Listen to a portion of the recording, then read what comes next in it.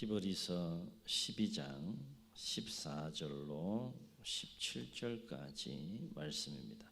신약 368면쯤에 있습니다. 교독합니다. 모든 사람과 더불어 화평함과 거룩함을 따르라. 이것이 없이는 아무도 주를 보지 못하리라.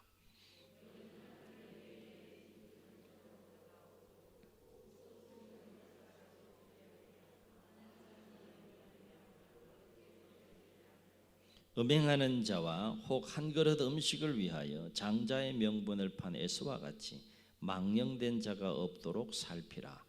너희가 아는 바와 같이 그가 그 후에 축복을 이어받으려고 눈물을 흘리며 구하되 버림바가 되어 회개할 기회를 얻지 못하였느니라. 아멘. 우리 화면 하나 보시겠습니다. 두 마리의 동물이 있는데 앞에 맛있는 음식이 놓여 있어요. 그런데 문제는 둘이 또 끈으로 연결되어 있다는 겁니다. 물음표가 이렇게 찍혀 있는데 무슨 생각하는 것 같아요? 무슨 생각하는 것 같습니까? 두 가지를 가정해 보면 첫째, 이런 생각을 할 수 있겠죠. 어떻게 하면 저 맛있는 음식을 나 혼자 다 먹을 수 있을까? 그렇게 생각하고 보면 꼭 그 그림이 그렇게 보여요. 그죠? 어떻게 하면 나 혼자 저 맛있는 음식을 다 먹을 수 있을까 생각하게 되면 어떤 상황이 발생할까요? 이런 상황이 발생할 수 있다는 거예요. 그죠? 자, 그럼 어떻게 되겠습니까? 둘 중에 하나는 죽든가 아니면 둘 다 굶든가 이런 상황이 발생할 수 있겠죠. 자, 그럼 다시 한번 가보시죠. 또 이런 생각을 할 수 있겠죠. 야, 어떻게 하면 저 맛있는 음식을 함께 맛있게 먹을 수 있을까? 가능해요, 안 가능해요? 가능하죠, 그죠? 첫 번째 생각은 혼자 다 먹을 생각을 하는 것이지만 두 번째 생각은 어떻게 하면 함께 즐겁게 저 맛있는 음식을 맛있게 먹을 수 있을까? 이런 생각을 할 수 있겠죠. 그렇게 되면 어떤 장면이 펼쳐질까요? 첫 번째 장면은 이런 장면이지만 두 번째 장면은 이런 장면이 펼쳐진다는 것이죠. 여러분, 어느 것이 보기 좋아요? 1부 때도 제가 질문을 드렸더니 대답을 모호하게 하시더라고요. 1, 2번 이러시더라고요. 2번. 2번이 보기 좋죠. 2번이 아름답죠. 그죠? 여러분의 가정이 이런 가정이 될 수 있기를 주의 이름으로 축원합니다. 제 그림을 보면서 또 이렇게 한번 여쭤볼게요. 교회의 모습은 어떤 모습이어야 할까라고 하는 거예요. 교회의 모습은 어떤 모습이 되어야 됩니까? 1번이요, 2번이요? 2번입니까? 2번. 교회의 모습은 1번과 같은 모습이 돼서는 안 되겠죠. 그죠? 2번과 같은 모습이 돼야 된다. 세상은 1번과 같은 모습이 더 많아요. 그죠? 그러나 1번과 같은 모습이 많은 세상 속의 삶을 살다가도 우리가 교회 공동체로 또 함께 하나님을 향해 나아갈 때는 2번과 같은 모습이 우리 모습이 되어야 한다라고 하는 것입니다. 분명한 사실은 갈등과 다툼이 있는 곳에는 결코 함께 누리는 기쁨과 행복은 결코 맛볼 수 없다는 거예요. 삶을 살다 보면 개인적으로 누릴 수 있는 기쁨과 행복들이 있어요. 그러나 그것은 한계가 있는 것이죠. 함께 누리는 기쁨, 함께 누리는 행복은 결코 다툼이나 결코 갈등이 있는 곳에는 그와 같은 함께 누리는 기쁨, 함께 누리는 행복은 누릴 수 없다라고 하는 것입니다. 우리 공동체는 함께 누리는 기쁨과 함께 누릴 수 있는 행복이 넘쳐날 수 있는 공동체가 될 수 있기를 주의 이름으로 축원합니다. 오늘 말씀 히브리서 기자가 참된 그리스도인의 삶과 관련하여서 또 교회를 도덕적으로 타락하게 하고 또 배교하게 만드는 자들을 경계하면서 권면한 말씀이 되겠습니다. 히브리서 기자는 공동체를 향하여 14절에서 뭐라고 권면합니까? 이렇게 권면해요. 모든 사람과 더불어 화평함과 거룩함을 따르라. 그러면서 굉장히 무서운 말씀을 하는데 이것이 없이는 아무도 주를 보지 못하리라 이렇게 말해요. 공동 번역을 보면 이렇게 번역합니다. 모든 사람과 화평하게 지내며 거룩한 사람이 되도록 힘쓰시오. 거룩해지지 않으면 아무도 주님을 뵙지 못할 것입니다. 표준세 번역으로 보면 이렇게 번역합니다. 모든 사람과 더불어 화평하게 지내고 거룩하게 살기를 힘쓰십시오. 거룩해지지 않고서는 아무도 주님을 뵙지 못할 것입니다. 여기서 따르라라는 단어가 나오죠. 그죠? 화평함과 거룩함을 따르라라는 단어가 나오는데 이 따르라라고 하는 단어를 원어적인 의미로 보면 어떤 의미가 담겨 있는가 하면 어떻게든 도망자를 잡기 위해서 추적하다, 이런 박해하다. 여러분 도망자가 영화 같은 데 이렇게 보면 어떻게 도망가요? 설설설설 그렇게 도망갑니까? 살아야 되니까 막 온 힘을 다해서 막 도망가지 않습니까? 도망자를 잡는 사람은 어떻게 잡으려고 합니까? 놓치든지 말든지 그렇습니까? 반드시 잡아야 된다. 도망자보다 더 뜨거운 열정을 가지고 온 힘을 당해서 추적하지 않습니다. 따르다라는 단어는 그런 의미예요. 그러니까 그리스도인들은 어떤 삶을 추구하며 살아야 되는가 하면 화평함과 거룩함을 치열하고 열정적으로 추구하면서 그렇게 삶을 살아야 된다. 그것이 그리스도인의 삶이다라고 하는 거예요. 이것을 가만히 생각해 보게 되면 보세요. 화평함과 거룩함을 이루는 것이 쉬워요, 어려워요? 오늘 설교 2시간 해야겠다. 화평함과 거룩함을 이루는 것이 공동체는 쉬워요, 어려워요? 어렵지만 쉬워야 된다. 아멘. 아멘. 그런데요, 따르라라는 이 단어의 의미를 생각해 보면 쉽다는 거예요, 어렵다는 거예요? 그만큼 도망자를 추적해서 잡는 그 열정과 같은 마음을 가지고, 자세를 가지고, 그렇게 박해하는 마음을 가지고 그렇게 화평함과 거룩함을 추구하라는 것은 달리 생각해 보면 그만큼 그렇게 하지 않으면 화평함을 이룰 수 없고, 그렇게 하지 않으면 이 거룩함을 추구하는 삶을 공동체 안에서 이룰 수 없다는 거죠. 그만큼 최선을 다해야 된다라고 하는 것입니다. 그렇다면 왜 히브리서 기자는 그토록 열정적으로 강력하게 히브리서 공동체를 향하여서 화평함과 거룩함을 추구하는 삶을 살도록 권면하고 있느냐? 2가지 중요한 이유를 생각해 볼 수 있어요. 화평함과 거룩함은 교회를 교회되게 하는 본질적인 요소이기 때문이다 하는 거예요. 교회를 교회되게 하는 본질적인 요소가 여러 가지겠지만 오늘 말씀에 국한해 생각해 보게 되면 화평함과 거룩함이 없이는 결코 교회로 교회되게 할 수 없다는 것이죠.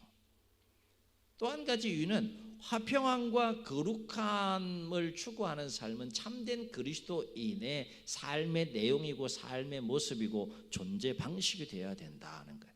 달리 말하면 화평함을 이루고 거룩함을 추구하는 삶을 통해서 저 사람이 참된 그리스도인이구나 라는 것을 알 수 있다라고 하는 것이죠.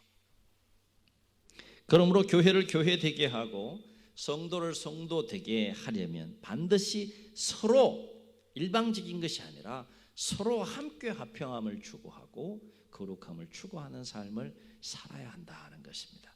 그래서 히브리서 기자는 14절 하반절에서 이와 관련해서 뭐라고 말했습니까? 이것이 없이는 아무도 주를 보지 못하리라. 무서운 말씀을 해요.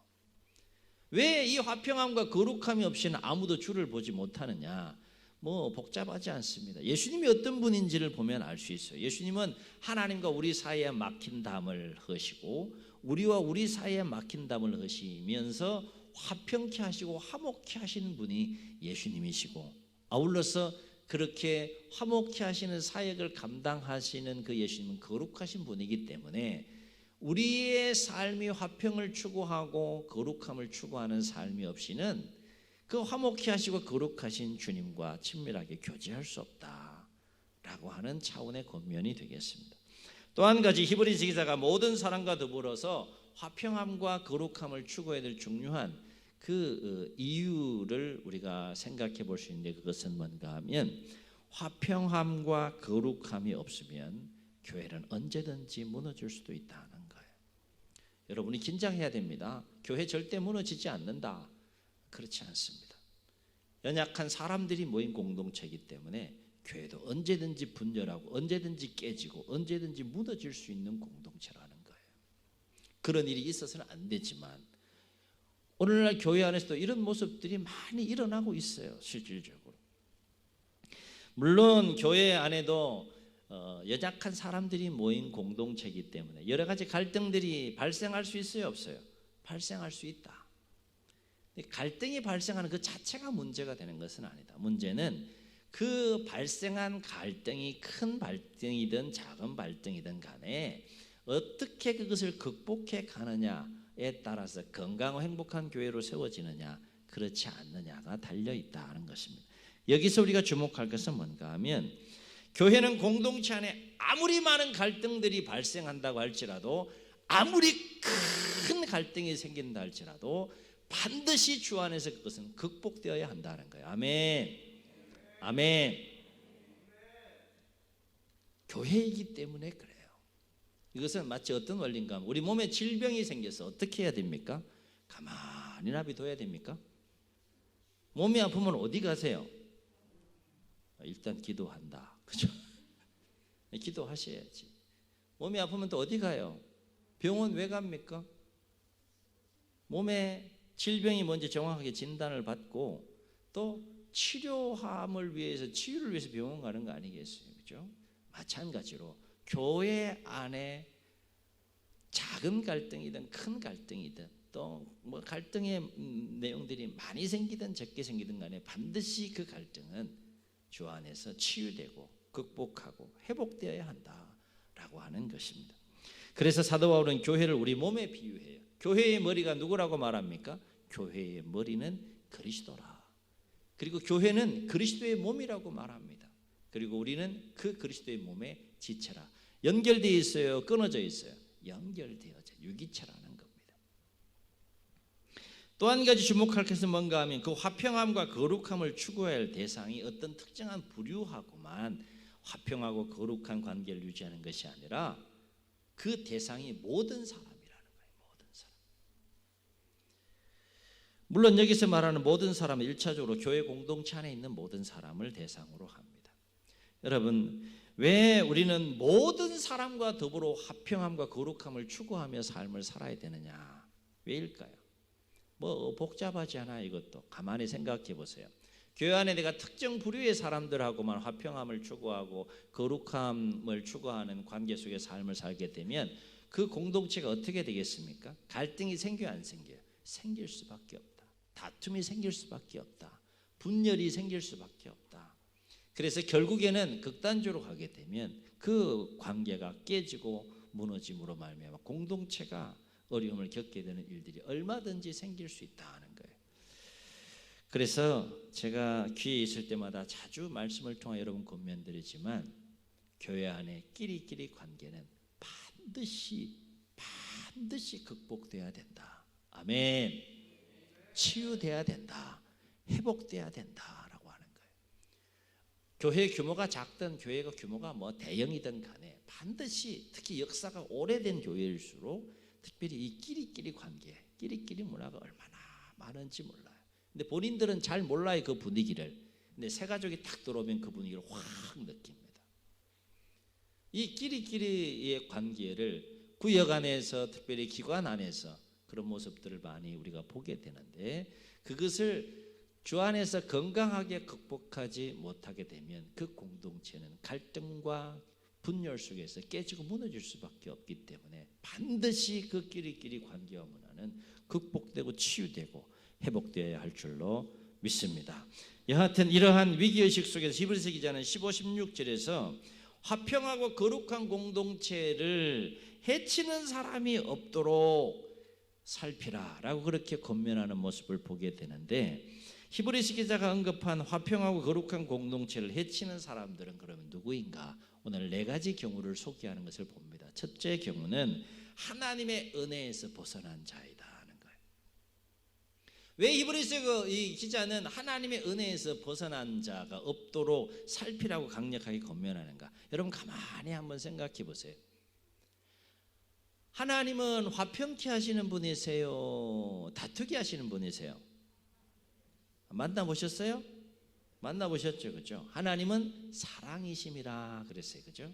하나님은 뭐 상황이 어떻든 간에, 관계가 어떻든 간에, 사람이 많건 적건 간에 화평케 하시고 화목케 하시는 분이 하나님이세요. 우리 예수 그리스도를 통해, 십자가 사건을 통해서 우리는 그것을 확증받을 수가 있어요. 그런데 그 하나님과 멀어지고 그 하나님에서 멀어지게 되면 어떻게 됩니까? 화평케 하고 화목케 하시는 하나님의 말씀과 뜻이 영이 역사하는 것이 아니라 그 속에 남는 거 뭐가 역사해요? 인간적인 사람의 생각과 감정이 충만하게 역사한다는 거예요. 그러면 공동체 교회 안에 어떤 역사가 일어나겠습니까? 균열이 생길 수밖에 없는 거예요. 갈등이 생길 수밖에 없는 겁니다. 하나님의 영과 사람의 영이 충돌할 수밖에 없는 겁니다. 이것은 마치 어떤 원리인가 하면, 밭에 잡초가 나요, 안 나요? 그 잡초 어떻게 해야 돼요? 근데 잡초 씨 뿌렸어, 안 뿌렸어요? 참 희한해요. 어떻게 그렇게 잡초가 많이 뿌리지도 않았어요. 혹시 그런 모습들 보셨을 수 있어요? 아스팔트의 길인데 조그만 균열이 나 있는 거기에서 막 잡초가 막 자라는 거예요. 어떤 경우는 그냥 뭐 시멘트 벽인데요, 거기에 막 잡초가 막 자라는 경우가 있어요. 이 잡초의 생명력은 엄청납니다. 뿌리지도 않았는데 그래요.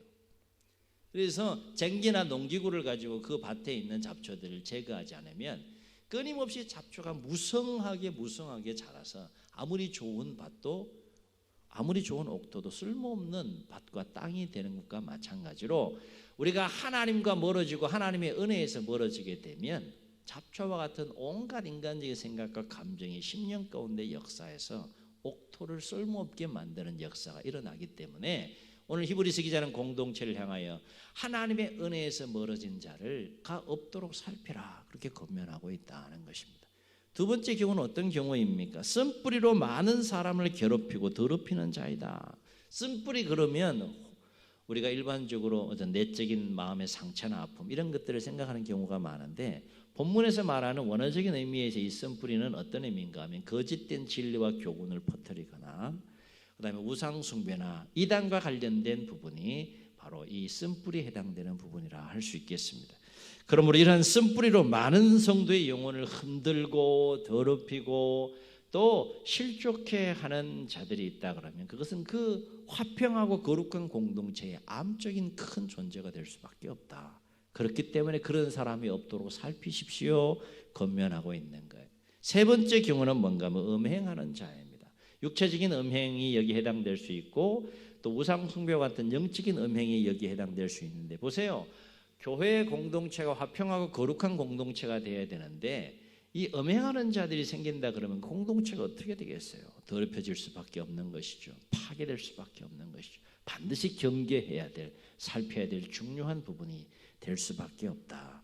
또 한 가지 마지막에서는 에서를 예를 들어서 에서와 같이 망령된 자가 없도록 살펴라 라고 하는데, 에서와 관련해서 무엇을 소개하는가 하면, 에서가 들에서 일하고 돌아와서 배가 많이 고픈데 동생 야곱이 팥죽을 다 준비해서 형을 기다리는 거죠. 먹고 싶어요, 안 먹고 싶어요?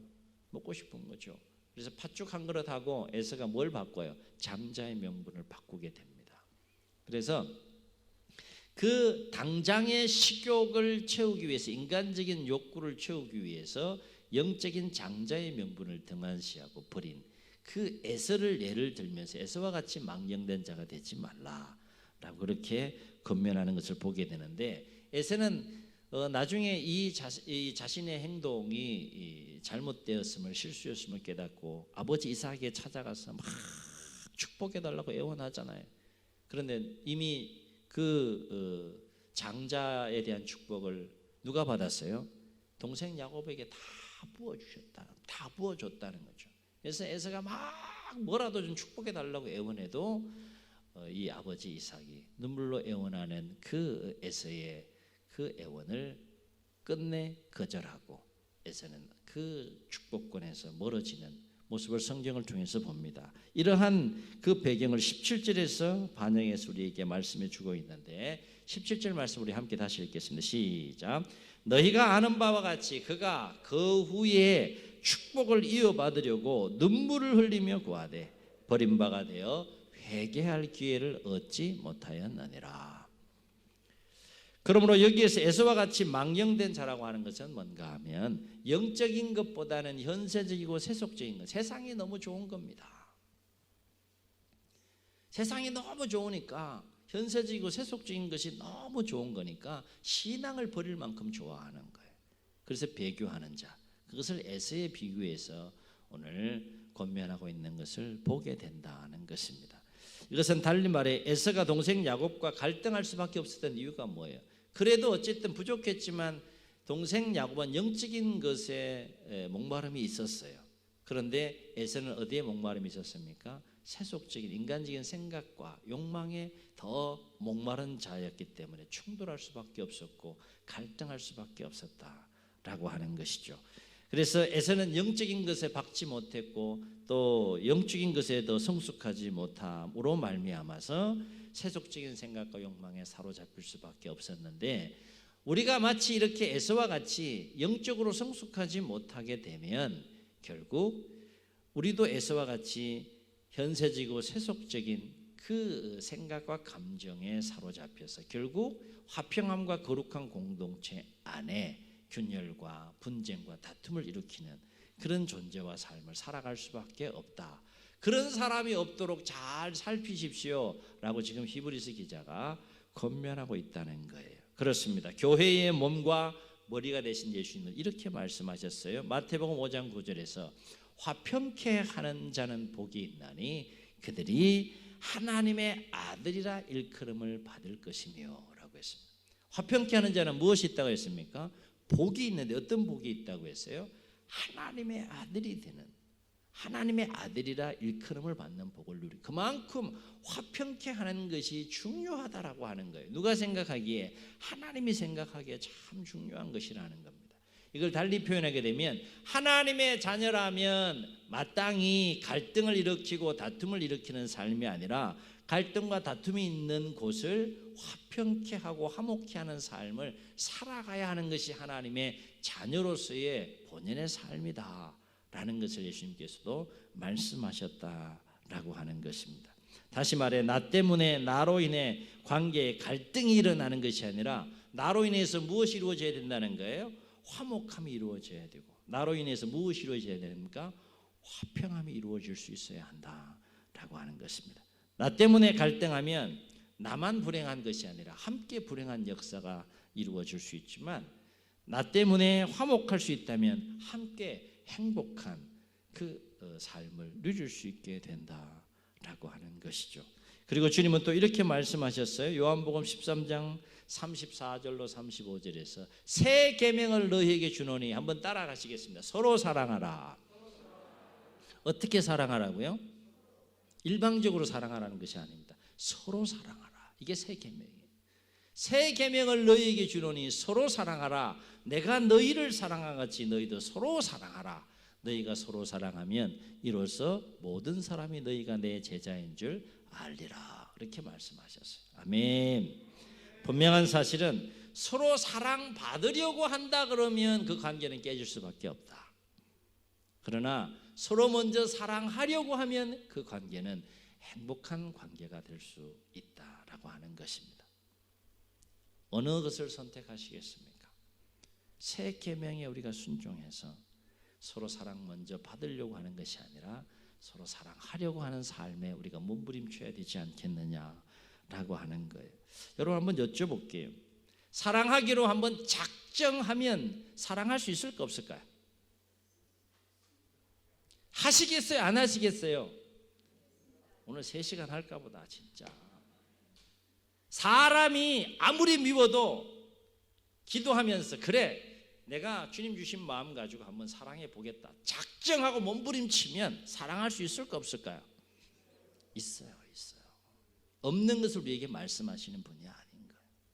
안 하려고 하니까 못하는 것이지 하면 된다는 거예요. 한번 따라해 보시겠습니다. 하면 된다. 이 은혜를 누릴 수 있어야 되는 거예요. 이 은혜를 경험할 수 있어야 되는 거예요. 교회 안에서 사랑받으려고만 하는 차원에 머물러 있는 사람은 먼저 사랑함으로 누리는 그 은혜와 기쁨을 절대 누릴 수가 없어요. 절대. 오늘부터 한번 사람을 사랑하는 일에 한번 도전해 볼 수 있기를 주의 이름으로 축원합니다. 하나님도 나를 사랑하셨어요. 나 같은 존재를 사랑하셨다. 그 사랑이, 그 십자가의 사랑이 내 마음속에 있다 그러면 우리는 마땅히, 사실 선택권은 없는 거예요. 그 사랑이 내 안에 역사한다 그러면 마땅히 서로 사랑하는 삶을 살아야 된다는 것이죠.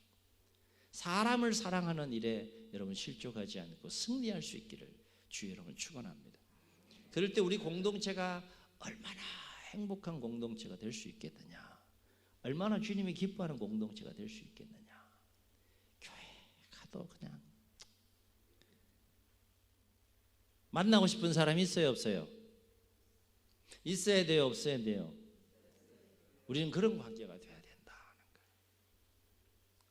사랑해도 부족할 시간과 삶인데 왜 미워하시는지, 왜 다투시는지. 그렇습니다. 교회는 보다 넓은 의미에서 주 안에서 한 가족이라고 했습니다. 한 가족이면 우리가 주 안에 서로 남이 아니라는 거예요. 너희는 나그네도 아니고 외인도 아니고 성도들과 동일한 시민이고 하나님의 권속이라, 그렇게 하나님의 가족이라 말하고 있잖아요. 우리가 주 안에서 서로 남이 아니고 주 안에서 한 가족이라면 어떤 공동체 안에 어려움이 생기고 어떤 갈등이 생기더라도 함께 반드시 이기고 극복해 가야 되지 않겠느냐라고 하는 것입니다. 사도 바울은 로마서 12장 18절에서 그래서 이렇게 권면합니다. 한번 따라해 보시겠습니다. 할 수 있거든, 할 수 있거든 너희로서는 모든 사람과 더불어 화목하라. 아멘, 아멘. 바로 앞에는 할 수 있거든 모든 사람과 더불어 주 안에서 화평함과 거룩함을 추구하는 삶을 통해서 함께 건강하고 행복한 공동체를 세워가는 일에 아름답게 쓰임받고 역사할 수 있는 우리 모두가 될 수 있기를 주의 이름으로 축원합니다. 축원합니다. 우리 말씀을 기억하시면서 함께 찬양하시고 한번 기도하시겠습니다.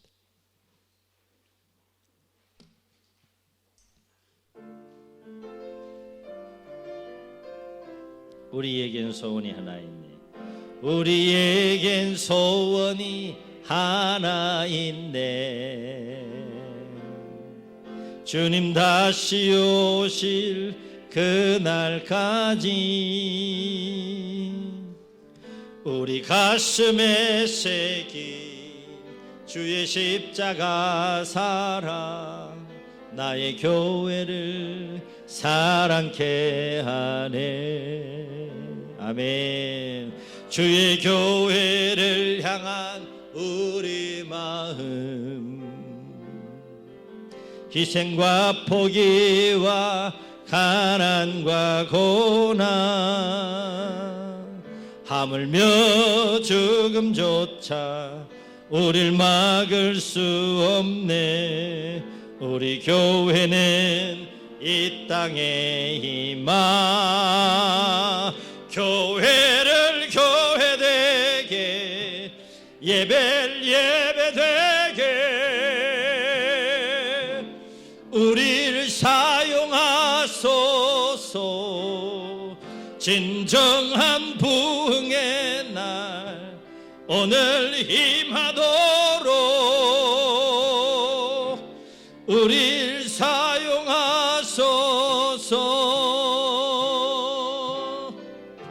성령 안에 예배하리라.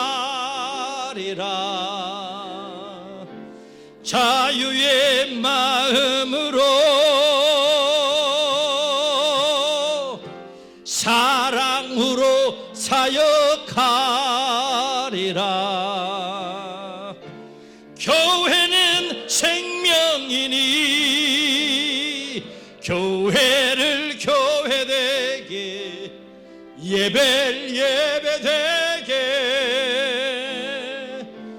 우리를 사용하소서. 진정한 부흥의 날 오늘 임하도록 우리를 사용하소서. 주님 눈을 감으시고 우리 말씀을 기억하시면서 한번 통성으로 기도하시겠습니다. 예수님 피 한 방울 아끼지 아니하시고 모든 것을 쏟으시며 교회를 세우셨습니다. 그 귀하신 보혈로 세워진 것이 교회입니다. 그 교회의 머리는 예수님이고 교회는 그리스도의 몸이라 했습니다. 그리고 우리는 그 지체라 했습니다. 머리와 몸과 지체가 분리되어야 되겠습니까? 할 수 있거든 너희로서는 모든 사람과 더불어 화목하라. 너희는 모든 사람과 더불어 화평함과 거룩함을 따르라. 이것이 없이는 아무도 주를 보지 못하리라. 오늘 말씀을 통해 권면합니다. 이 말씀에 우리의 심령 깊은 곳에 새겨지고 계속 역사하여서 건강하고 행복한 교회를 세워가고 이루기 위해 끊임없이 치열하게 거룩한 몸부림 속에서 화평함과 거룩함을 추구하는 우리의 삶이 되게 해 주옵소서. 이런 마음 다음 주님 새 음 부르시고 통성으로 기도합니다. 주여